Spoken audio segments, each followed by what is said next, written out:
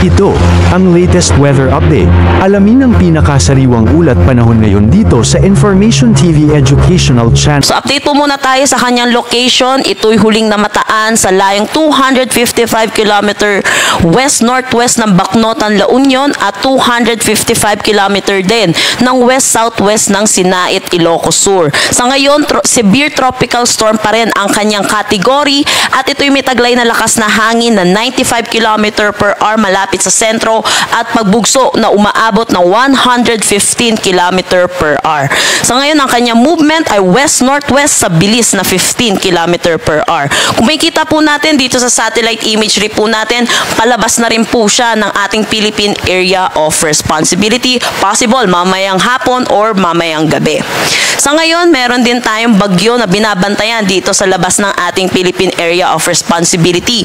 Kung matatandaan po natin kahapon, meron po tayong bagyo at low pressure area. Sa ngayon po, bagyo na lamang po ito dahil po yung low pressure area po na ito ay sumali na rin po sa circulation netong tropical depression na nasa labas po ng ating Philippine Area of Responsibility. Sa kanyang location ngayon, 2,235 km east ng Eastern Visayas.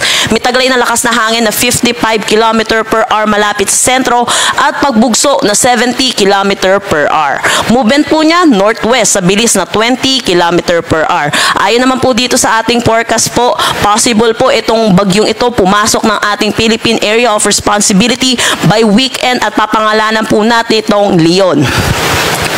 Update naman po tayo sa magiging track po neto ni Christine. Kung makikita po natin, yun po, palabas na rin po siya ng ating Philippine Area of Responsibility. Kaya asahan na rin po natin, possible din po yung mga paglayo po niya, pero meron po, kung makikita po natin, malaki po ang kanyang radius. Kaya asahan pa rin po natin, kahit nasa labas na po siya ng ating Philippine Area of Responsibility, ay meron pa rin tayo mga tropical cyclone wind signal, lalo na po dito sa western section ng ating bansa.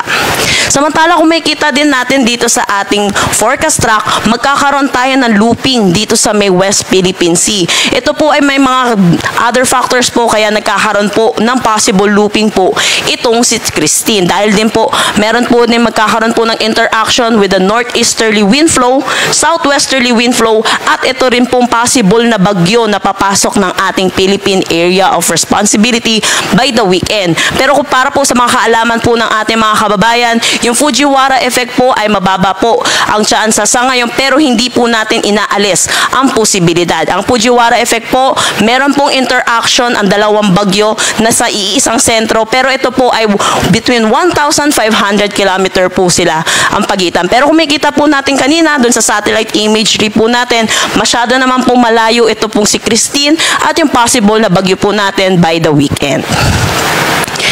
Kaugnay pa rin po neto ni Christine, meron pa rin tayong tropical cyclone wind signal number 2 pero kung makakapansin po natin sa ating mapa, nabawasan na rin naman po ang ating signal number 2. Una na po dito sa northwestern portion ng mainland Cagayan, Babuyan Islands, Nueva Vizcaya, Apayao, Abra, Kalinga, Mountain Province, Ifugao, Benguet, Ilocos Norte, Ilocos Sur, La Union, Pangasinan, Nueva Ecija, Tarlac, Pampanga, Zambales at northern portion ng Bataan.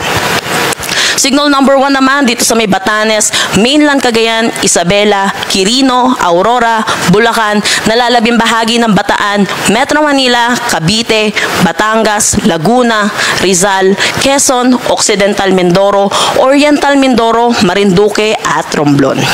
Kasama na rin dito sa signal number 1 natin, ang Palawan kasama na ang Calamian, Cuyo at Kalayaan Islands, Camarines Norte, Camarines Sur, Burias Island, northern portion ng Aklan, northern portion ng Antique kasama na ang Kaluya Islands.